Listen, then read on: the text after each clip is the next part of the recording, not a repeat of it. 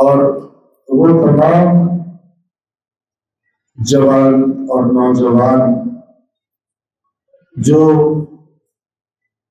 عزاداری کے مقام پر جہاں بھی عزاداری ہو رہی ہے وہ اپنی خدمات پیش کرتے ہیں، اور بالخصوص ہم اپنے ان عزیزان کو جو مسجد و امام بارگاہ یثرب میں ہر سال اپنی خدمات پیش کرتے ہیں کہ اللہ تبارک و تعالی امام حسین علیہ السلام کے حقیقی محبوں کی جزا اور مقام انہیں عطا فرمائے، اور یہ جو حفاظت کا جذبہ ہے ان کے اس جذبے کی وجہ سے اللہ تبارک و تعالی میدان کربلا میں امام حسین کے خیموں کے محافظوں کے ساتھ ان کو محشور فرمائے۔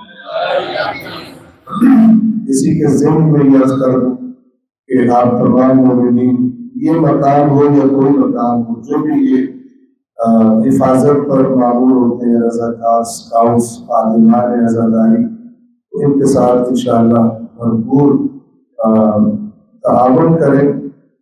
جس طرح کا سانحہ کل پیش آیا ہے، اس سے آپ دیکھ سکتے ہیں کہ اس طرح کے حادثوں میں سب سے پہلے جو کسی مشکل کا یا کسی زخم کا یا حتیٰ کہ شہادت کا شکار ہو سکتے ہیں، وہی افراد ہوتے ہیں جو حفاظت کر رہے ہیں۔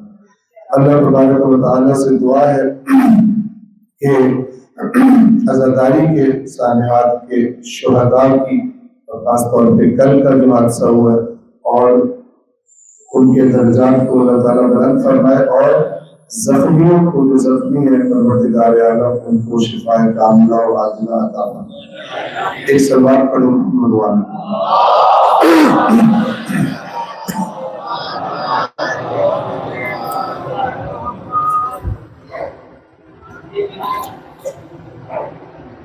اللہ اور اس کے رسول پر ایمان اور اپنی جان اور اپنے مال سے اللہ کی راہ میں جہاد کوشش کرنا، یہ خود خالق کے بیان کے مطابق حتماً جو اپنے آپ کو مومنوں کی فہرست میں شمار کروانا چاہتا ہے، اسے یہ صفات اپنے اندر پیدا کرنی چاہیے۔ ہم سبھی تقریباً دنیا کے لیے اسٹرگل کرتے ہیں، بہت زیادہ اسٹرگل کرتے ہیں۔ میں نے کل بھی عرض کیا تھا کہ اللہ تبارک و تعالی اپنی مخلوق کو اللہ کی رضا اسٹرگل کرتے دیکھنا چاہتے ہیں۔ اور یہ بھی عرض کیا تھا کہ جہاد کا معنی عرض کرتا ہوں، تکرار کرتا ہوں تاکہ انشاءاللہ ذہن نشین ہو جائے۔ جہاد کا معنی وسیع، ہر کوشش، حرام نگاہ سے بچنا، اپنی نظر کو جھکا لینا، جس پر کوئی جان نہیں لگتی، کوئی زور نہیں لگتا، وہاں سے لے کر اور میدان جنگ میں اپنی جان قربان کرنے تک، یہ سب کا سب جہاد کے وسیع مفہوم میں شامل ہے۔ اور ہم بہرحال اپنی یہ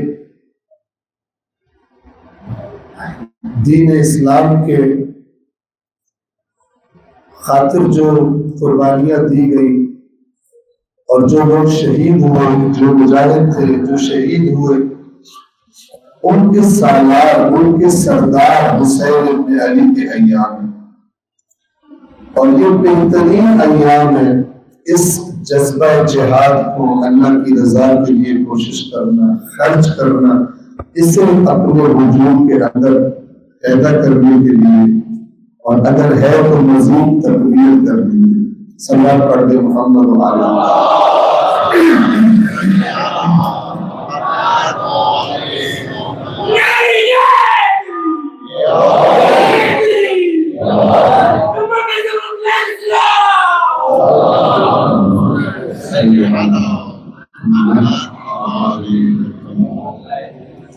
اسی سے مربوط ایک اور اہم بات سن لیجیے شہدائے کربلا کی جب زیارت پڑھی جاتی ہے، خاص طور پر شہدائے کربلا سے جب خطاب کیا جاتا ہے زیارت میں، تو یہ جملہ بولا جاتا ہے، یا لیتنا کنا معکم، اے کاش ہم آپ کے ساتھ ہوتے، فنفوز فوزا عظیما، تو ہم اس عظیم کامیابی کو پہنچ جائیں۔ تو یہ جملہ صرف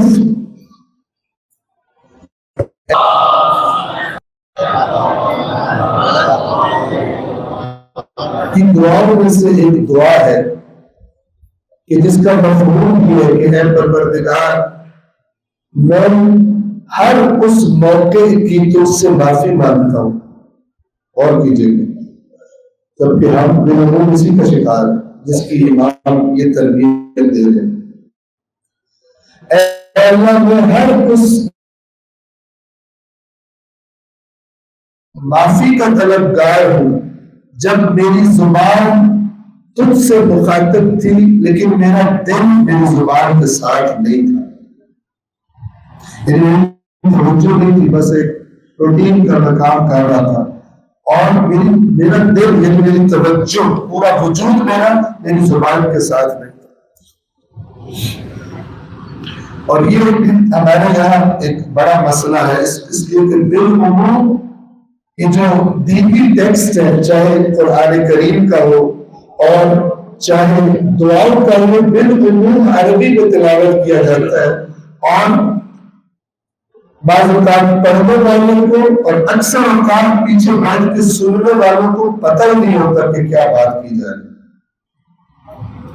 یہ ایک المیہ ہے، اور دینی متون، دینی ٹیکسٹ جو ہے ہمارے پاس، ان کے بارے میں ہماری عدم سنجیدگی، لرننگ کا جذبہ نہ ہونے کی یہ علامت ہے۔ دوسری کتابوں کے ٹیکسٹ کے ساتھ ہم ایسا نہیں کرتے۔ توجہ فرما لیں، اس کی اصلاح کی ضرورت ہے، ہمیں پتہ تو ہو اللہ سے کیا مانگا جائے، تاکہ ہمارے دل ہماری زبانوں کے ساتھ۔ اللہ تبارک و تعالیٰ دلوں کی کیفیت جانتا ہے، اسے علم ہے کہ میرا بندہ واقعی اپنی محتاجی کا اظہار کر رہا ہے۔ توجہ فرمائیں، اگر آپ کسی سے کوئی چیز مانگے، آپ ضرورت مند ہو اور آپ کسی سے سوال کرنے جائیں اور آپ کے انداز سے اسے یہ فیلنگ آئے کہ بس ایسے لگا ہوا ہے، اندر شدت نہیں ہے، محتاجی کا احساس نہیں دے گا، لیکن اگر سامنے والے کو یہ احساس ہو جائے کہ میں نے نہ دیا تو پتہ نہیں کیا ہو جائے گا اس کے ساتھ، پھر اس کی وہ دینے والا، عطا کرنے والا جذبہ زیادہ جوش میں آئے۔ اس لیے میں فرماتے ہیں، مجھے ہر وہ موقع معاف فرمانا جب میں تجھ سے مخاطب تھا اور میرا دل میری زبان کے ساتھ نہیں تھا۔ سلام پڑھیے محمد والا۔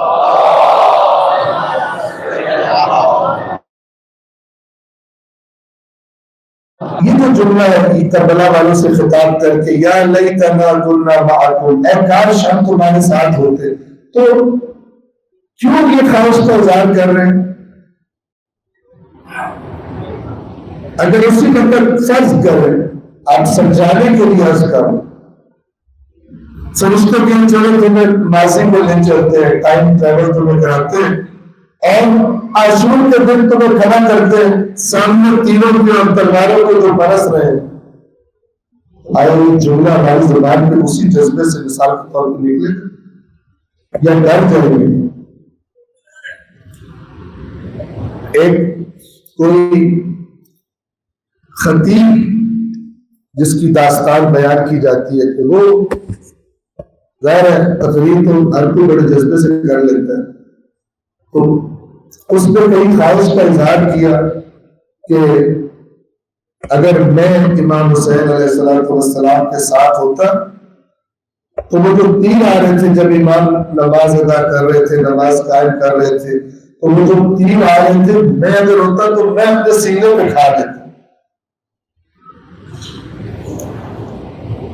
تو اس کو خواب دکھایا گیا، عالم خواب میں اس نے مثلاً دیکھا کہ کربلا کا منظر ہے، اور وہی وقت ہے جب امام حسین علیہ السلام نماز قائم کرنے لگے، اور یہ بندہ آگے جا کے کھڑا ہوتا اور کہتا ہے کہ آپ نماز پڑھیں اور تیر جو بھی آئیں گے میں سینے پہ کھاؤں گا۔ تو پھر یہ کہتا ہے کہ میں کھڑا ہو گیا اور اچانک میں نے دیکھا کہ سامنے سے تیر آ رہا ہے، جیسے ہی تیر میرے قریب آیا بالکل میں آگے سے ہٹ گیا اور تیر امام حسین کے سینے میں لگ گیا، ڈر گیا۔ پھر کھڑا ہو گیا میں کہ مجھ سے غلطی ہو گئی، پھر دوبارہ میں نے دیکھا تیر آ رہا ہے، میں کھڑا رہا، جب بالکل قریب آیا موت کو قریب دیکھ کے میں پھر ہٹ گیا اور وہ تیر بھی۔ اسی طرح کئی سینے میں امام حسین علیہ السلام کے سینے میں کئی تیر پیوست ہو گئے اور میں خواب سوچ گیا، اور پھر میں نے توبہ کی کہ میں آئندہ کبھی بات نہیں کروں گا، اور گویا اس بیان میں یہ شامل ہے کہ جب یہ کیفیت دیکھی تو امام حسین علیہ السلام نے فرمایا سوچ کے میرے اصحاب کا مقابلہ کرنے کی سوچ۔ اور ائمہ اہل بیت اس معاملے میں بہت زیادہ عروج اور بلندیوں کرتے، جب اللہ سے مخاطب ہو رہے ہیں تو کیفیت دوسری ہو جاتی تھی۔ ابھی محرم سے پہلے حج کے ایام گزرے تو حجاج کرام کو جو احادیث سنائی جاتی ہے ہم بھی سناتے ہیں اللہ تعالیٰ کی توفیق سے، اس میں ایک روایت یہ ہے کہ حج پہ تشریف لے گئے ہیں امام جعفر صادق علیہ السلام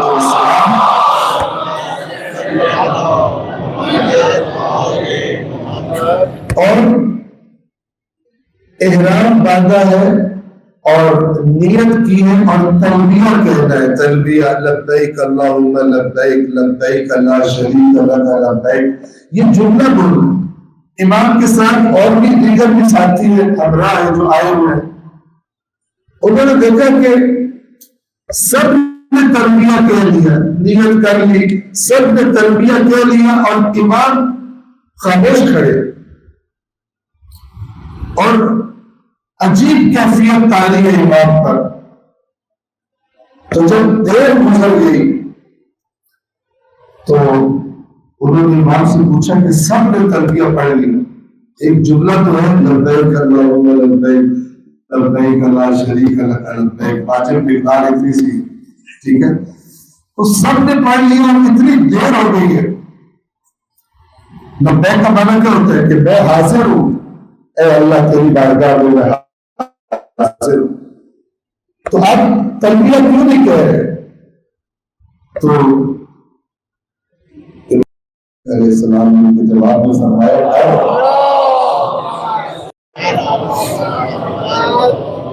فرمایا ڈر رہا ہوں کہیں اللہ میری لبیک رد نہ کر۔ بعض لوگوں کو شاید کبھی ایمان کیوں لاتا ہے، یاد رکھیے گا جو جتنا اللہ کی معرفت رکھتا ہے اس کا خوف بھی اتنا زیادہ ہے، اس اللہ کی عظمت کا دبدبہ بھی اس کے دل میں اتنا زیادہ ہے۔ سب سے بڑھ کر رسول اللہ میں، سب سے بڑھ کر عبادتیں اور گریہ رسول اللہ کا۔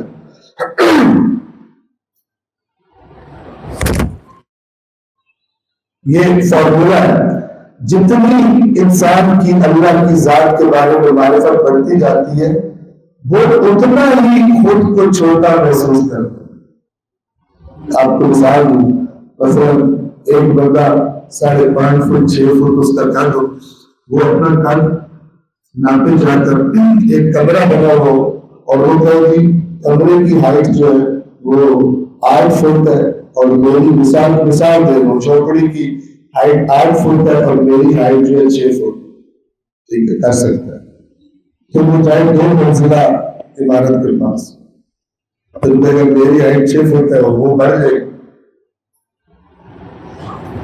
لیکن فرض کریں دنیا کی سب سے اونچی عمارت کے پاس جاتے وہ اپنے آپ کو دیکھے تو وہ بھول جائے گا کہ میں کتنے فٹ ہوگی، ہیچ لگے گا اس کو خود،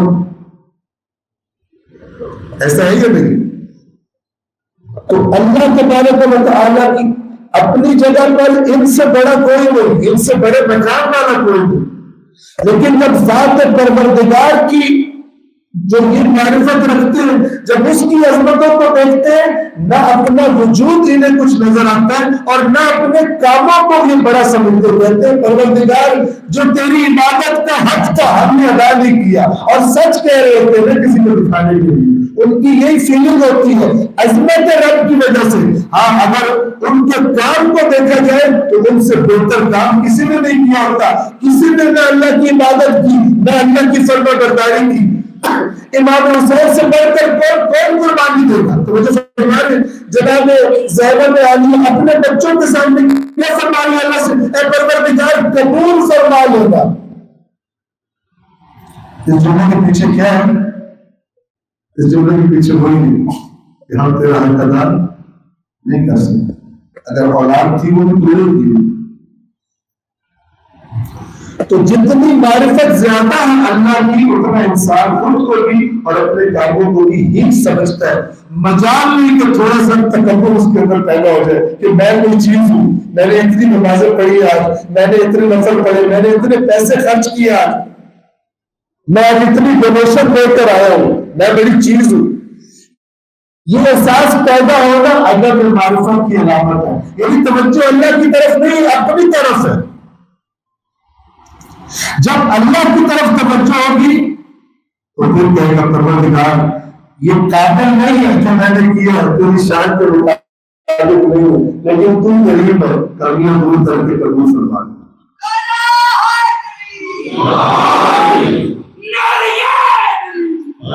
تو امام کو فرمایا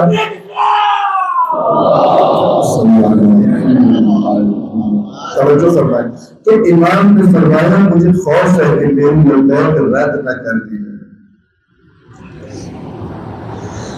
یا لیتنا کنا معکم، ہم آپ کے ساتھ ہوتے، یعنی میں ان سے خطاب کر کے کہہ رہا ہوں میں تیار ہوں کہ میرے بدن کو کاٹ دیا جائے، میں تیار ہوں دھوپ پیاس برداشت کرنے کے لیے، میں تیار ہوں میزے اور تین اور پتھر کھانے کے لیے، میں تیار ہوں خود کو اپنی اولاد کو گھر بار کو اللہ کی راہ میں قربان کرنے کے لیے۔ یہ جملہ بولنے سے پہلے ایک دفعہ اسے ریوائز کر لیجیے، اس جملے کا تقاضا کیا ہے؟ اسے کہتے ہیں معرفت۔ بے معرفت تو بندہ 100 دفعہ بول سکتا، ٹھیک ہے، بے معرفت تو 100 دفعہ بول سکتا۔ ایک سوال پڑھے محمد والا۔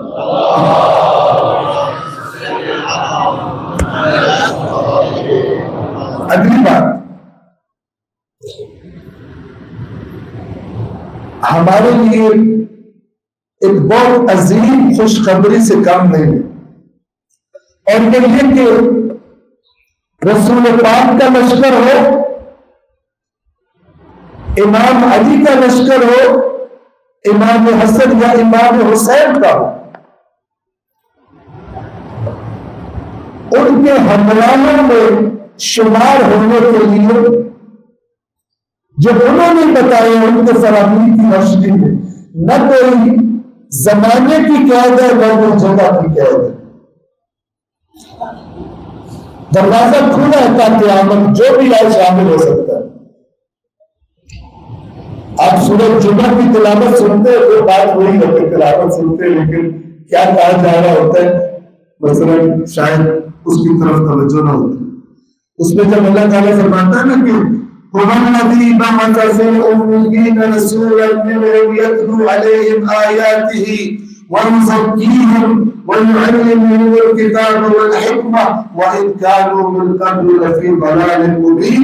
اس سے پہلے تو کھلی گمراہی میں تھے، اللہ نے ان کے درمیان رسول بھیجا جو انہیں اللہ کی آیات پڑھ کے سناتا ہے اور ان کو پاک کرتا ہے اور انہیں کتاب اور حکمت کی تعلیم دیتا ہے۔ اس سے پہلے تو یہ کھلی گمراہی میں پڑے ہوئے تھے، تو اللہ اگلی آیت میں بات فرماتا ہے وَآخَرِينَ مِنْهُمْ لَمَّا يَلْحَقُوا بِهِمْ، اور یہ جن میں آیا صرف یہ نہیں ہے اور بھی ہے جو ابھی ان کے ساتھ شامل نہیں ہوئے، جو دروازہ کھولا ہوا اللہ نے سب اللہ کی مخلوق ہے، ہم سارے اللہ نے چوز کیا کون کس زمانے میں آئے گا. ہم سے نہیں پوچھا گیا سارے زمانے دکھا کر کون سے نبی کے زمانے میں جانا چاہتے ہو, کون سے ولی کے زمانے میں جانا چاہتے ہو, نہیں پوچھا گیا ہم سے. اللہ نے انتخاب کیا کہ کون کس زمانے میں پیدا ہوگا.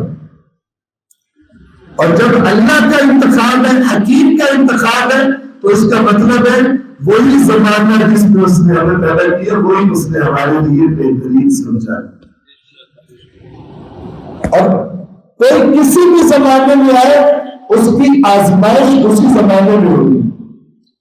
پچھلوں کی آزمائشوں کو یاد کر کے بخشش نہیں ہوگی, یاد رکھیے گا.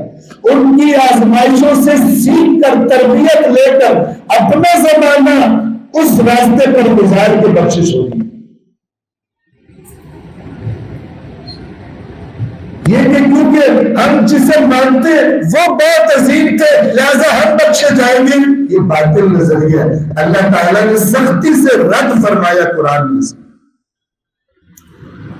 بنی اسرائیل کہتے تھے ہم ابراہیم اور اسحاق اور یعقوب کی اولاد ہیں, ہم بڑی اونچی قوم ہیں. اللہ نے سورۃ البقرہ میں ان کے نام لیے, ابراہیم, اسماعیل, اسحاق, یعقوب, اور پھر یہودیوں سے کہا کہ جن کے نام ہے ان کا فائدہ ان کو ہوگا اور تمہیں ان کاموں کا فائدہ ہوگا جو تم کرو گے. وَلَا تُسْأَلُونَ عَمَّا كَانُوا يَعْمَلُونَ, جو وہ کیا کرتے تھے تم سے وہ بھی پوچھا جائے گا. تم سے اگر تم کہو گے قیامت کے دن میں تو ابراہیم کا ماننے والا ہوں, اللہ کہتا ابراہیم جو پیغام میں تجھے دے کر گیا تھا, جو ابراہیم تجھے سکھا کر گیا تھا, اس کا کیا بنا؟ میں کوئی نہیں, اس کا تو نہیں میں نے توجہ کی, لیکن حضرت ابراہیم کی وجہ میں رسپیکٹ کرتا ہوں.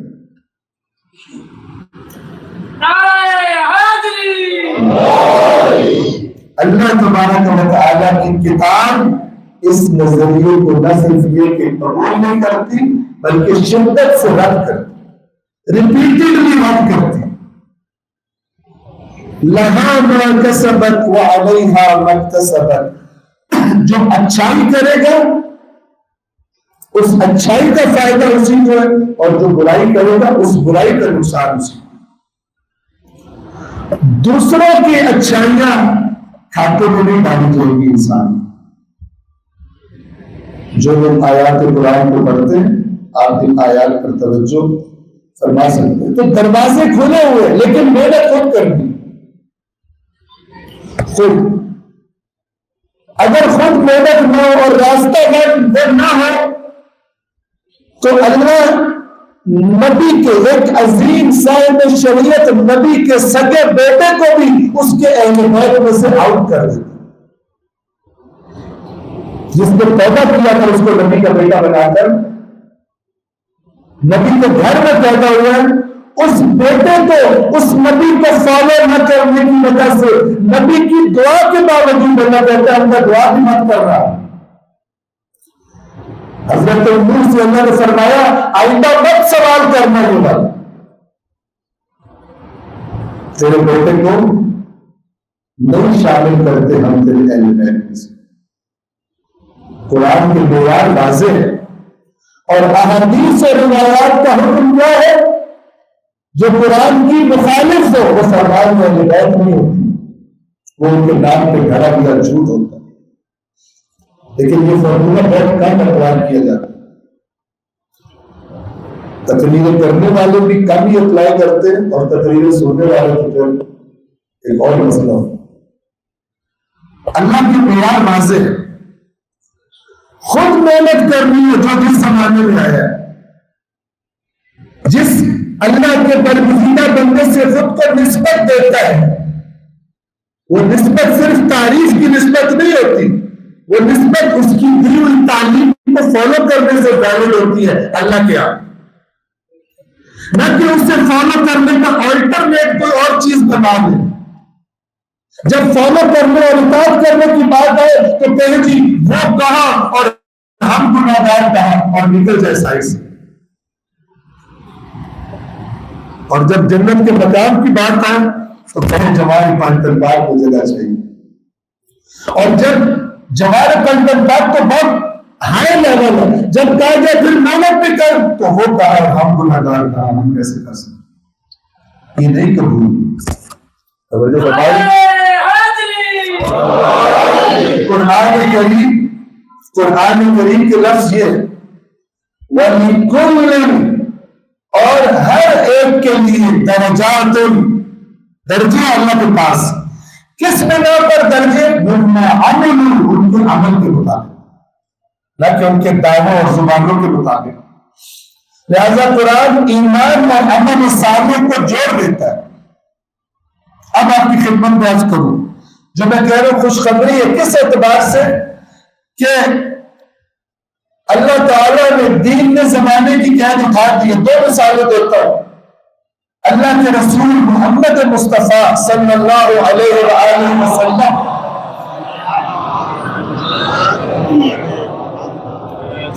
سخت ترین جو سفر کیا ہے اللہ کے نبی نے جہاد اور جنگ کے لیے وہ غزوہ تبوک ہے. سفر کے اعتبار سے لمبا سفر ہے, تقریباً 6,600 غالباً کلومیٹر کا سفر ہے مدینہ منورہ سے. اور سخت گرمی کا موسم ہے. آپ عرب کی صحرا کی گرمی کا اندازہ مانا ہوگا. سواریاں بھی کم ہیں, وسائل بھی کم ہیں, اور مقابلہ اس زمانے کے مجہز ترین اور طاقتور ترین لشکر کے ساتھ ہے. رومن امپائر اس زمانے کی سپر پاور آپ کہہ رہے. لہذا اللہ کے نبی نے اللہ کے حکم سے آدھی سورہ توبہ غزوہ تبوک کے بارے میں, اور آپ آیات کو دیکھیے جو جانے سے جی چرا رہے تھے اللہ تعالیٰ نے کیا حشر کیا اور کیا دھمکیاں دی. ایک نے کہا کہ اپنے ساتھیوں سے کہا کہ گرمی بہت ہے, گرمی میں نہ نکلو. اللہ نے جواب دیا اے رسول ان سے کہو جہنم کی گرمی سے زیادہ ہے. وہ برداشت کرنے کو تیار ہو گئے. اگر تم واقعی مومن ہے تو پھر تو جہنم میں تمہارا ایمان ہے نا, تو جہنم کی گرمی تو بہت زیادہ ہے. یا نہیں نکلو, یہ گرمی برداشت نہیں کرو گے تو پھر ریڈی ہو کر جہنم کی گرمی برداشت کرو گے. یا پہ ہنس رہے ہو تم مومنوں پر, مذاق اڑا رہے ہو, زیادہ رونے کے لیے تیار ہو جاؤ. بات تمہیں کیا ہو گیا جب تمہیں کہا جاتا ہے اللہ کی راہ میں نکلو تو بھاری ہو کے زمین سے لگ جاتے ہو؟ کیا تم آخرت کو چھوڑ کر اس دنیاوی زندگی میں راضی ہو گئے؟ اگر نہیں نکلو گے اللہ تمہیں سخت عذاب دے گا اور تمہیں بدل کر کوئی دوسری قوم لے آئے گا اور تم اللہ کا کچھ نہیں بگاڑ سکو گے. اپنے آپ کو کوئی چیز نہ سمجھو کہ تم نے کلمہ پڑھ کے اللہ کا بڑا احسان کر دیا. وَلَا يَضُرُّهُ شَيْئًا. ایسی چیزیں ہیں نا قرآن میں لوگ رغبت نہیں کرتے پڑھنے, چونکہ میٹھی میٹھی باتیں سننے کے مزاج عادی ہو گئے تو مجھے فرمایا تو رغبت نہیں ہوتی.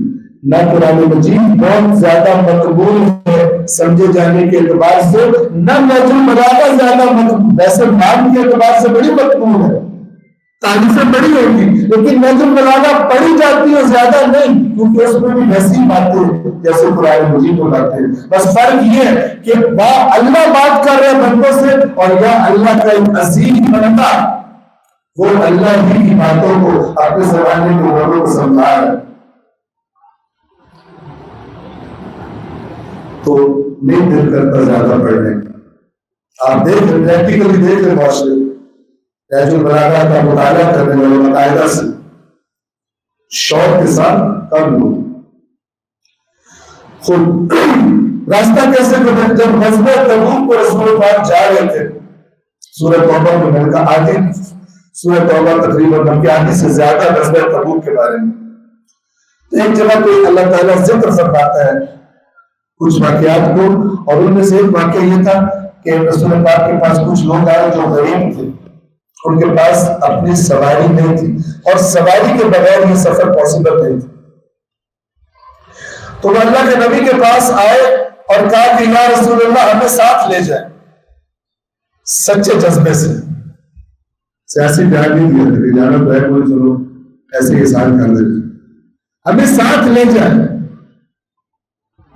تو قرآن کہتا ہے کہ جب انہوں نے یہ کہا کہ آپ نے ان سے فرمایا ہے رسول، آپ نے ان کو یہ جواب دیا کہ میرے پاس کوئی چیز ہی نہیں ہے جو تمہیں جس پر سوار کر کے تمہیں لے جاؤں، تو وہ اس حالت میں واپس پلٹے کہ ان کی آنکھوں سے آنسو بہ رہے کہ ہم کیوں نہیں ساتھ جا پا رہے، جبکہ منافق جب اپنی ایکسکیوز کو دور کروا کے جا رہے ہوتے تو خوش ہوتے تھے کہ ہم نے چکر دے دی، بچ گیا، انہوں نے تو واپس ہی کوئی نہیں آ رہا، وہ بھی انہیں ماننا ہے۔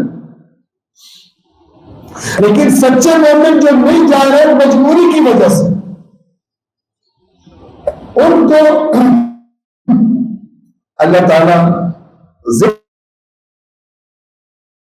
کرتا ہوا قرآن میں، اور پھر ان آیات کے ساتھ ایک حدیث ہے اور روایت، اور وہ کیا ہے کہ جب رسول اللہ غزوہ تبوک سے فاتح بن کر چلے گئے، بھاگ گئے رومی، ان کا جذبہ دیکھ کے ان کے جاسوسوں کی خبریں دی، مقابلہ لے کے چلے گئے، دبدبہ بیٹھ گیا، بہت سارے علاقے شامل ہو گئے رسول اللہ کے ساتھ۔ جب واپس آ رہے تھے ایک مقام پر پڑاؤ کیا، قیام کیا، تو وہاں پر اپنے ساتھیوں سے، اپنے اصحاب سے ایک سوال کیا اللہ کے نبی نے، فرمایا کہ مجھے بتاؤ اس سفر میں کون کون لوگ ہمارے ساتھ ہیں؟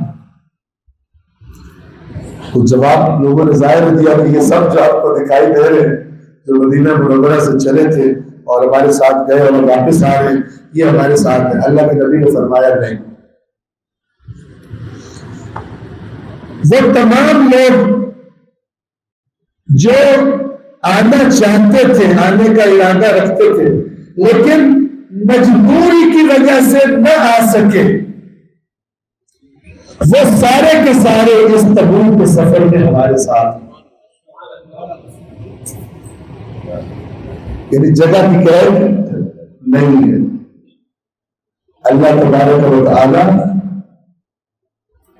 جس کے پاس پیسے، مثال دے رہے مسلم، جس کے پاس پیسے مثلا وہ حج پہ چلا جاتا ہے،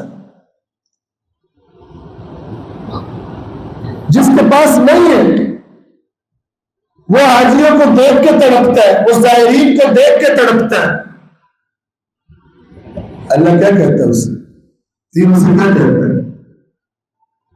تو تیار تھا نا، تو تڑپ رہے یہ کام کرنے کے لیے، اگر تیرے بس میں نہیں ہے میں تجھے وہ سب عطا کروں گا جو وہاں جانے والوں کو عطا کروں گا۔ بہت روایات میں یہ مطلب بیان کر۔ دوسرا فرمان علی علیہ السلام کا،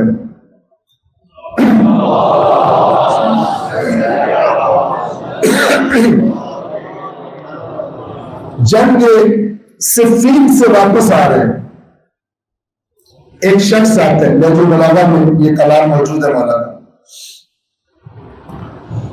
ایک شخص آتا ہے مولا کے لشکر کا سپاہی، آتا ہے امام کے پاس اور امام سے آ کر کہتا ہے، مفہوم بیان کر رہا ہوں، مولا سے آ کر کہتا ہے مولا میرا ایک بھائی ہے وہ نہیں آ سکا،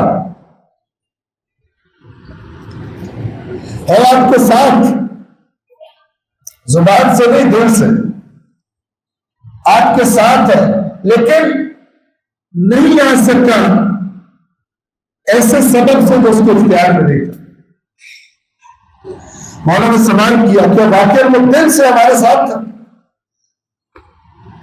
اس نے کہا جی دل سے ہمارے ساتھ تھا۔ تو مولا نے فرمایا وہ ایسا ہی ہے جیسے صفین میں میرا ہاتھ رکھا تھا، میرا لشکر میں شامل تھا۔ یہاں نہیں تھا میں کوئی نہ بات ہوں، بہت بڑی اثر ہے بشرطے کے دل زبان کے ساتھ ہو۔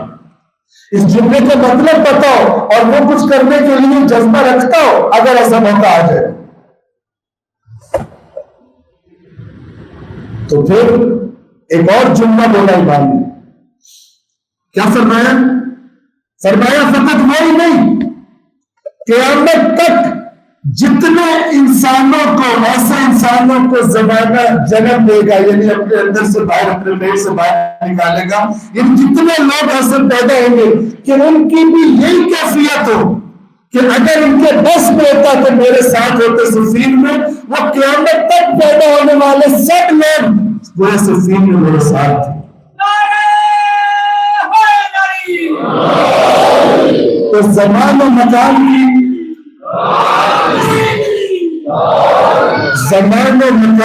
قید نہیں ہے۔ یہ روایات کیا بتا رہی ہیں؟ اگر تمہارے اندر وہی جذبہ ہے تو اللہ تبارک و تعالی محروم نہیں رکھے گا۔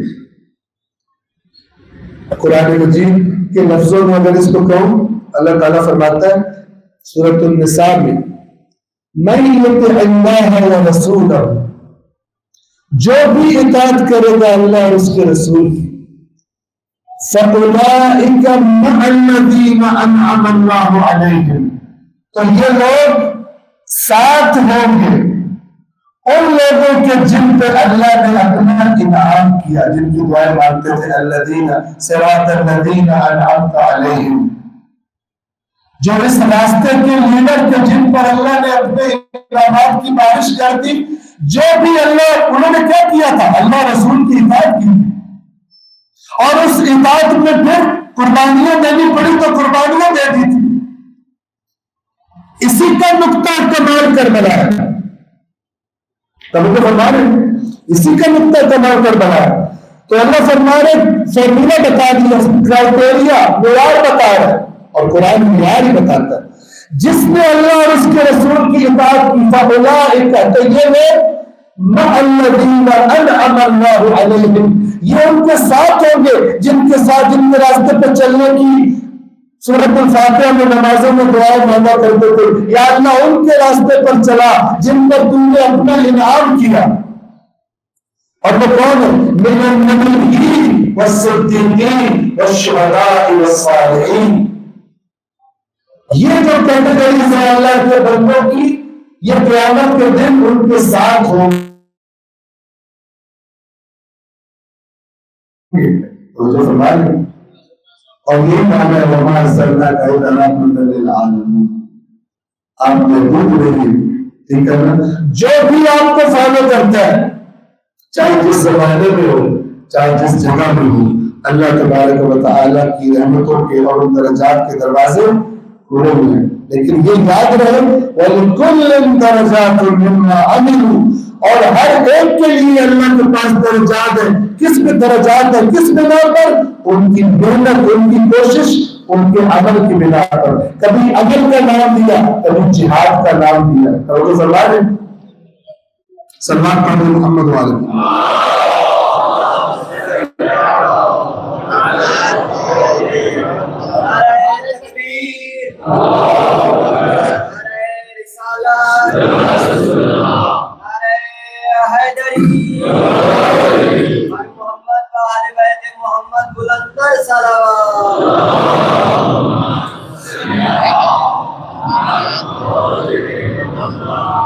آج کے لیے اپنی عرائض کو یہیں پہ تمام کرتا ہوں، اور اللہ تعالیٰ نے توفیق دی تو اسی جو صفت بتائی ہے اللہ نے مومن کے پاس لازماً یہ صفت ہونی چاہیے کہ وہ اللہ کی راہ میں اسٹرگل کرنے والا ہو، جہاد کرنے والا ہو، کوشش کرنے والا ہو اپنی جان سے اور اپنے مال سے۔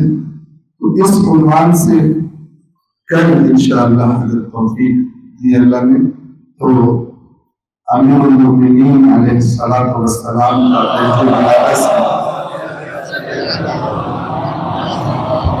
ایک خطبہ آپ کی خدمت میں عرض کروں گا، جو ارشاد کو اس وقت فرمایا جب مولا کی حکومت تھی، لیکن اس کو جب پڑھے انسان تو ایسا لگتا ہے آج کے لیے ارشاد ہے۔ آپ سنیں گے، پڑھیں گے، آپ دیکھیں گے کہ گویا مولا آج کے لوگوں سے خطاب فرما، آج بھی حالات ویسے ہی ہیں امت مسلمہ پر، مسلمانوں پر۔ آج کے لیے تمام کرتا ہوں اور آپ کی توجہ لے چلتا ہوں میدان کربلا کی طرف۔ یہ جو اللہ کی راہ میں قربانیوں کی آیات ہے، جو اس میدان میں سرکت لے گئے، جبکہ ان سے زیادہ قیمتی جانور وہ زمین پر موجود نہیں تھے، اور وہ جانور انہوں نے اللہ تبارک و تعالیٰ کی رضا کو حاصل کرنے کے لیے قربان کر دی، جن کے لیے اللہ نے جنت کے بلند ترین درجات رکھے تھے۔ زمین پر جب دیکھا جائے تو کربلا کی ریت پر خاک و خون میں گھلتا پڑے، ظالموں نے تلواریں اور نیزے اور پتھر مار مار کے ان کے بدن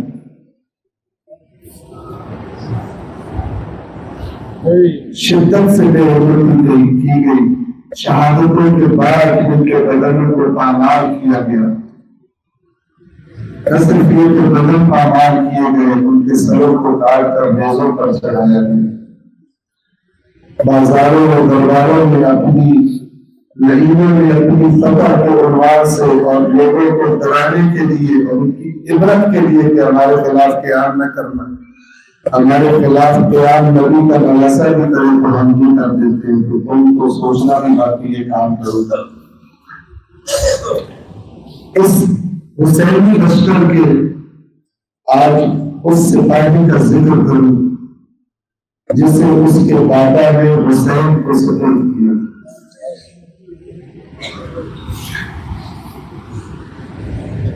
شہزادہ قاسم عاشور کے دن اپنے چچا حسین سے اذن جہاد مانگنے آئے۔ غالباً جو کچھ روایات بتاتی ہیں سب سے زیادہ دیر حسین نے قاسم کو اذن جہاد دینے میں لگائی۔ شاید جب شہزادہ آیا ہوگا اپنے چچا کے پاس میدان کربلا میں اور اذن جہاد طلب کیا ہوگا تو حسین کو یاد آیا ہوگا وہ دن جب حسن مصطفیٰ نے یہ بچہ حسین کے سپرد کیا۔ جب اطلاع ملی کہ مولا حسین کو آپ کے بھائی کو زہر دے دیا گیا اور حسین آئے اس حجرے میں داخل ہوئے، اپنے بھائی کو بستر پر دراز دیکھا اور پھر نظر میرے بھائی کے سامنے ایک فرش پڑا ہے جس میں بھائی کے جگر کے ٹکڑے پڑے ہیں، زہر جگر کو کاٹتا ہے اور جگر کٹ کٹ کے ٹکڑے ہو کر باہر آتا ہے اور وہ ٹکڑے اس فرش میں رکھے ہیں۔ اور حسین نے گریہ کیا تھا، حسین نے گریہ کیا تو امام حسن نے فرمایا تھا حسین صبر کر، تو مجھ کو گریہ کر رہا ہے لیکن لا یوم یوم یا ابا عبداللہ، جو مصیبت جو دن آپ پر آنے والا ہے وہ دن کسی پر نہیں آ سکتا۔ پھر حسین نے دیکھا تھا حسن مصطفیٰ کی اولاد چھوٹے بچے حسرت سے غمگین حالت میں اپنے بابا کی کیفیت دیکھ رہے ہیں۔ وہاں حسن مصطفیٰ نے فرمایا تھا حسین میرے بچے آپ کے حوالے کرتا ہوں۔ اس کے بعد تنہائی میں بی بی ام سلمہ سے فرمایا تھا کہ ام سلمہ میرے قاسم کو میرے پاس لاؤ۔ شہزادہ قاسم کو لایا گیا تھا۔ حسن مصطفیٰ نے اپنے سرحانے سے ایک تعویذ نکالا اور شہزادہ قاسم کو دے دیا، بیٹا اس تعویذ کو اپنے پاس رکھ لینا، جس دن زندگی میں کوئی بہت کڑا وقت دیکھو میرے اس تعویذ کو کھول کر اس کی تحریر کو پڑھ لینا اور اس کے مطابق عمل کرنا۔ شہزادہ قاسم نے وہ تعویذ سنبھال لیا۔ اب چونکہ حسین کی سرپرستی تھی، حسین نے زندگی میں کوئی کڑا وقت قاسم پر نہیں آنے دیا۔ آیا تو کب جب میدان کربلا میں آیا اور سب پر اکٹھا کڑا وقت آیا تھا۔ شہزادہ قاسم پر اذن جہاد کے لیے آئے، حسین سے کلام نہیں کیا تھا، قریب آئے اپنے چچا کے کبھی ہاتھوں کو چومتے ہیں کبھی نیچے بیٹھ کر پیروں کو چومتے ہیں۔ حسین سمجھ گئے قاسم اذن جہاد طلب کرتا ہے، خاموش رہے۔ جب اس نے جہاد نہ دیا قاسم واپس پلٹے، ماں خیمے میں انتظار کر رہی ہے، بیٹا اجازت مل گئی نہیں ابا جان، چچا کا اجازت نہیں دے رہے۔ دونوں ماں بیٹا پریشان ہو کر گئے، دونوں سوچ میں ڈوبے ہیں۔ اچانک ماں کہتی ہے قاسم تیرے پاس ایک تعویذ تھا نا، تیرے بابا حسن نے تجھے ایک تعویذ دیا تھا، فرمایا کہ جب زندگی میں کوئی بڑا وقت آئے تو اسے کھول کے پڑھ لینا۔ قاسم نے تعویذ کھولا۔ اب عزادارو جیسے جیسے تعویذ کی تحریر پڑھتے جا رہے ہیں، چہرے سے پریشانی ختم ہوتی جا رہی ہے، چہرے پر اطمینان کے آثار بڑھتے جا رہے ہیں۔ اچانک تعویذ کو ساتھ لیا، اطمینان کے ساتھ اٹھے، اپنے چچا کی جانب چلے، وہاں پہنچے، کوئی بات نہیں کی، بس بھائی کی تحریر بھائی کے حوالے کر دی۔ حسین نے اپنے بھائی حسن مجتبیٰ کی تحریر کو پڑھا، کیا لکھا تھا تعویذ میں؟ وصیت کی تھی قاسم کو کہ اے قاسم جب کبھی میرا بھائی حسین دشمنوں کے نرغے میں ہو، جب میرے بھائی حسین پر سخت وقت دیکھے تو جہاد کرنے میں دریغ نہ کرنا، قربان ہونے میں دریغ نہ کرنا۔ اطمینان کے ساتھ قاسم اپنے چچا کو دیکھ رہے، تحریر کو پڑھا، آنکھوں سے لگایا، اس کے بعد حسین بولے کچھ نہیں، اپنی باہوں کو قاسم کے گلے میں ڈال دیا، قاسم کی باہیں حسین کے گلے میں۔ مقاتل نے لکھا دونوں چچا اور بھتیجا اس قدر رو کے غش کھا کر کربلا کی زمین پر گر گئے۔ جب کچھ افاقہ ہوا، حسین نے اس مجاہد کو جہاد کے لیے تیار کرنا شروع کیا۔ بدن ایسا ہے کہ ذرا پوری نہیں آتی، اب ماما خود بنایا، تیار کر کے حسین نے جب قاسم کو دشمن اشکیا کی طرف روانہ کیا تو دشمن کے لشکر کا ایک سپاہی، ایک شخص ظاہراً حمید ابن مسلم نام ہے، یہ قاسم کا خیموں سے نکلنا بیان کرتا ہے، کہتا ہے ہم سب خیموں کی طرف دیکھ رہے تھے کہ اب کون آتا ہے ہماری طرف، کہ اچانک ہم نے ایک نوجوان کو آتے دیکھا۔ اب جو ہم نے دیکھا تو یوں لگتا تھا جیسے چاند کا کوئی ٹکڑا الگ ہو کے ہماری طرف آ رہا ہے۔ ان مہینوں میں ہم نے شروع کیے قاسم پر۔ قاسم حسن مجتبیٰ کا بیٹا ہے، علی مرتضیٰ کا بیٹا ہے، شیر کی طرح جہاد کیا، کئیوں کو ہلاک کیا، جہنم کا راستہ دکھایا۔ جہاد کرتے کرتے بدن پر زخم لگ رہے ہیں، ایک لعین کچھ دور کھڑا ہے، جناب قاسم کے جہاد کو دیکھ کر کہتا ہے اللہ کی قسم اگر یہ میرے پاس سے گزرا تو ایسا مار کروں گا کہ اس کی ماں کو اس کے ماتم میں بٹھا دوں گا۔ بس عزادارو حسن مجتبیٰ کا لال جہاد کرتا کرتا اس شخص کے قریب آیا، اس لعین نے چھپ کے ایسا وار کیا، تلوار سر قاسم میں لگی، سر قاسم لگتے حسن مجتبیٰ کا لگتے جگر سر شکافتہ ہوا، ایک صدا بلند کی یا عمّا علیکہ بالسلام، اے چچا حسین قاسم کا آخری سلام۔